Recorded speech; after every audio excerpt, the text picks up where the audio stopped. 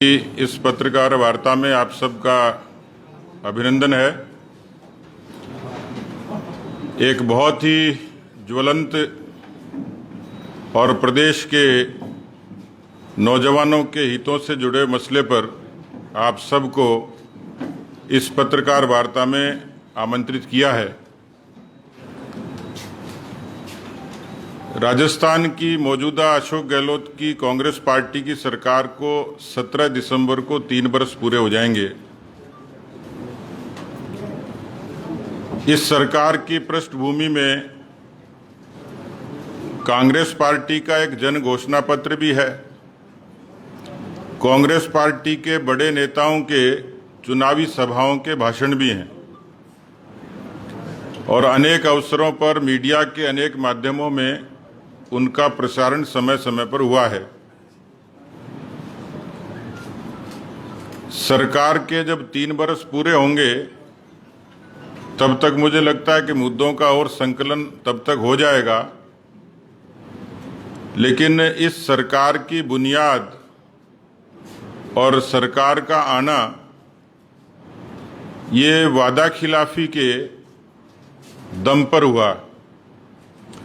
उदाहरण के तौर पर यह संभव है कि राजस्थान के कदाचित किसान वर्ग ने कुछ हद तक कांग्रेस पार्टी के समर्थन में वोट किया होगा। इस उम्मीद और भरोसे के साथ किया था कि कांग्रेस पार्टी की सरकार आएगी तो किसानों का पूरा कर्जा माफ कर देगी, और इसलिए एक बड़ा मुद्दा, उस मुद्दे पर उनके राष्ट्रीय नेता राहुल गांधी जी ने अनेक मंचों पर यह कर्जा माफी की बात 10 दिन में कही थी। अभी भी राजस्थान के 60 लाख किसान लगभग 1,20,000 करोड़ के कर्जे की माफी का इंतजार कर रहे हैं। कर्जा माफी तो नहीं हुई, लेकिन बहुत सारे किसानों ने दम जरूर तोड़ दिया। हम इस सरकार के 3 साल का आकलन करेंगे। बहुत सारे ऐसे मुद्दे मसले हैं जिस मुद्दों पर यह सरकार पूरे तरीके से जन विरोधी नजर आएगी, विफल होती नजर आएगी। इस सरकार ने अपने जन घोषणा पत्र में लोगों को सुरक्षा देने की बात कही थी। आज राजस्थान सर्वाधिक अपराधग्रस्त राज्यों में शुमार हो गया। ये मेरा सियासी आरोप नहीं है, ये नेशनल क्राइम रिकॉर्ड ब्यूरो ने कहा है। लेकिन इस सरकार ने जो सबसे बड़ा अन्याय किया, कुठाराघात किया, और जिसके कारण ये सरकार पाप की भागी है, दोषी है, और दुर्भाग्यपूर्ण यह है कि एक नहीं अनेक अवसरों पर इस तरीके की कई घटनाएं हुई जो सीधे सीधे राजस्थान के लाखों बेरोजगारों के भविष्य से जुड़ी थी। ये कांग्रेस पार्टी का जन घोषणा पत्र है, जिस पर सोनिया गांधी जी की, राहुल गांधी जी की, मनमोहन सिंह जी की, अशोक गहलोत जी की अच्छी अच्छी फोटो है। इसके 10वें पैरा में जो श्रम और रोजगार से ताल्लुक रखता है, इसका 15वां पेज है। इस पर लिखा है कि इन्होंने प्रदेश में, दूसरे बिंदु पे लिखा है, प्रदेश में पढ़े लिखे युवा वर्ग को रोजगार दिया जाएगा अथवा स्वरोजगार हेतु आसान दरों पर ऋण दिया जाएगा।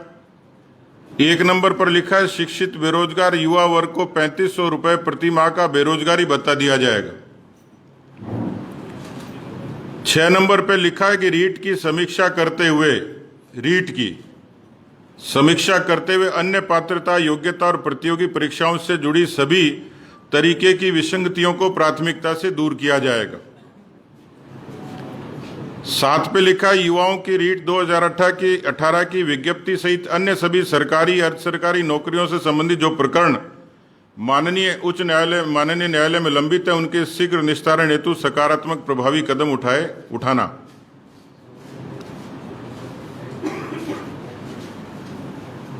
बहुत सारे, लगभग ये 10 बिंदु हैं जिसमें बेरोजगारों से, संविदा कर्मियों से, बेरोजगारी भत्ते से, उससे ताल्लुक रखने वाली चीजें इस जन घोषणा पत्र में इन्हीं के लोगों ने कहा कि हमारा ग्रंथ है, ये गीता भी हो सकती है, बाइबिल भी हो सकती है, कुरान भी हो सकती है। राजस्थान में एक अनुमान के लगभग 30 लाख के लगभग बेरोजगार हैं। मैंने सदन में भी और सदन के बाहर भी ये कहा है कि सरकार को पहले तो ये स्पष्ट करना चाहिए कि बेरोजगारों की उनके लिहाज से एक प्रतिबद्ध संख्या कितनी है। इसमें फिगर तो नहीं दिया, रोजगार दिए जाएंगे, लेकिन इनके कई मंत्रियों ने, कई विधायकों ने, कई जिम्मेवार लोगों ने लाखों लोगों को रोजगार की बात कही है। तो कितने लोगों को दिए, कितनी भर्तियां लंबित हैं और कितनी न्यायालय में लंबित हैं, कितनी सरकारी अधिकारियों की टेबल पर धूल फांक रही हैं।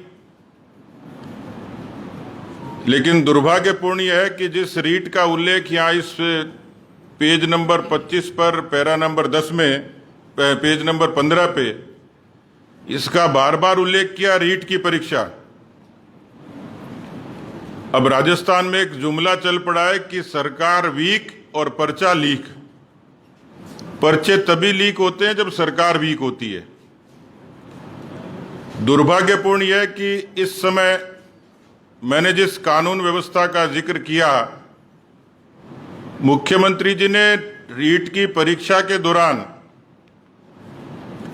ये कहा कि हम अच्छी व्यवस्था करेंगे अभ्यर्थियों की सुविधा के लिए, और बड़ी बड़ी बातें की गई। ट्रांसपोर्ट देने की बात कही, उनको इंदिरा रसोई से भोजन की व्यवस्था की बात कही गई। लेकिन जैसे दुनिया में कई चीजों के आविष्कार होते हैं, वो आविष्कार भी राजस्थान में ही हो गया अशोक गहलोत जी के संरक्षण में। हमने कभी हवाई चप्पल में ब्लूटूथ नहीं देखा था, सुना भी नहीं था, लेकिन हजारों की तादाद में हवाई चप्पल में ब्लूटूथ, ये राहुल गांधी जी जैसे महान वैज्ञानिक के संरक्षण में राजस्थान में अशोक गहलोत की सरकार ही कर सकती है। अभी मैं देख रहा था कि कई नौजवानों ने एक सीक्वेंस से आत्महत्याएं शुरू कर दी। रीट की परीक्षा में जिस तरीके से धांधली हुई, ये दावा कर रहे थे कि ये ऐसी परीक्षा है जो गिनीज बुक में दर्ज करने लायक है। मुख्यमंत्री जी ने दम भरा कि राजस्थान ऐसा प्रदेश है जिसने रीट को बहुत सफल तरीके से आयोजित किया है। क्या राजस्थान सरकार की रीट की परीक्षा की सफलता यही है कि वो पर्चा 8:30 बजे लीक हो जाए? और केवल लीक नहीं हो, लीक होने वाला व्यक्ति बत्तीलाल मीणा, आप सब लोगों के अब तो संज्ञान में आ ही गया होगा।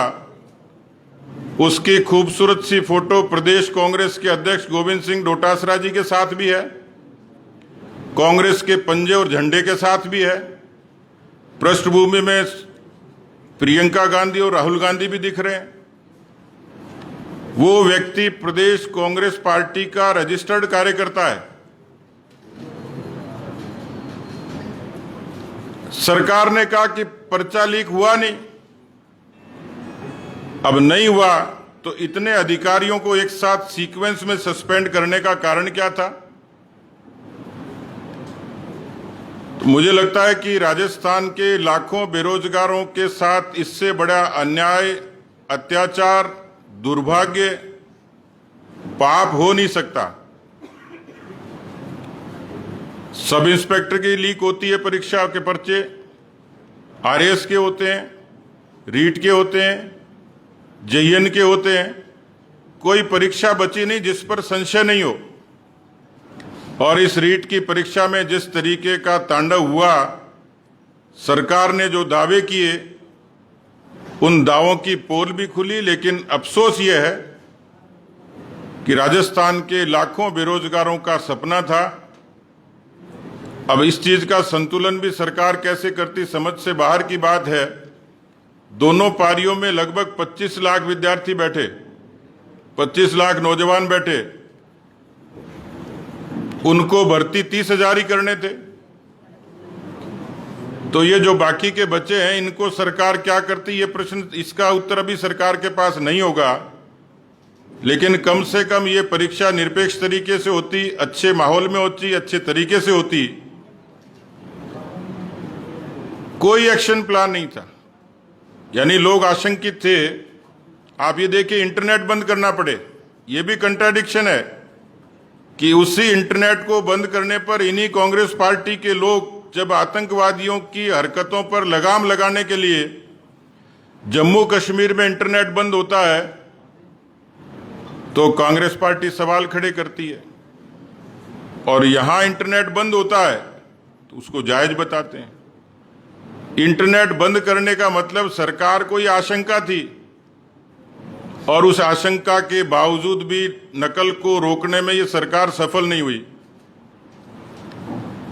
इससे पहले भी पीसीसी के अध्यक्ष गोविंद सिंह जी पर अपने रिश्तेदारों को अनैतिक तरीके से प्रभाव का इस्तेमाल करते हुए आरपीएससी की परीक्षाओं में पास करवाने का और उनको नौकरी लगवाने का इल्जाम लग चुका है। मुझे लगता है कि राजस्थान लोक सेवा आयोग का नाम कांग्रेस सेवा आयोग रख दें तो अतिशयोक्ति नहीं होगी,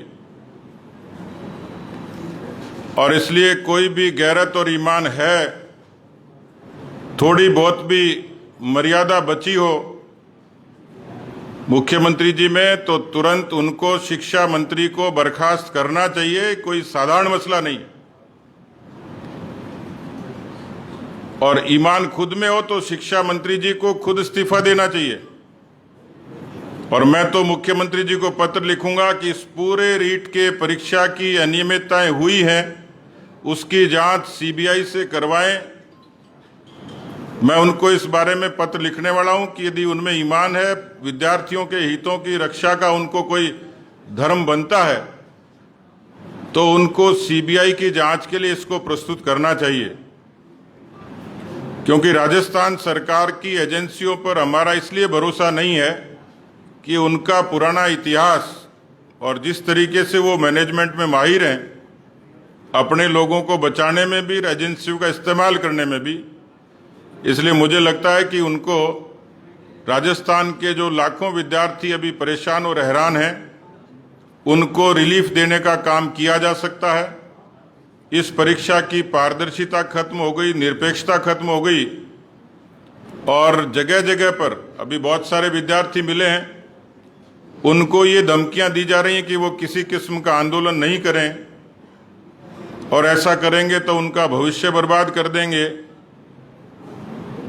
मैंने हमारी पार्टी के अग्रिम संगठन भारतीय जनता युवा मोर्चे के नौजवानों को कहा है कि इस रीट की भर्ती की अनियमितता को लेकर जिला केंद्रों से लेकर प्रदेश स्तर तक आंदोलन की रूपरेखा बनाएं, और वो उन बेरोजगार नौजवानों के साथ पूरी मजबूती से खड़े रहें। मैं आज इस पत्रकार वार्ता में जो मेरे बातचीत के मुख्य मुद्दे थे, हमारी सीधी सीधी मांग है, या तो शिक्षा मंत्री जी खुद इस्तीफा दें, अपने आप को प्रस्तुत करें, एक उदाहरण पेश करें, अन्यथा मुख्यमंत्री जी को अविलंब उनको बर्खास्त करना चाहिए, और सीबीआई जांच के लिए इस बात की अभिशंसा करनी चाहिए। बहुत बहुत धन्यवाद।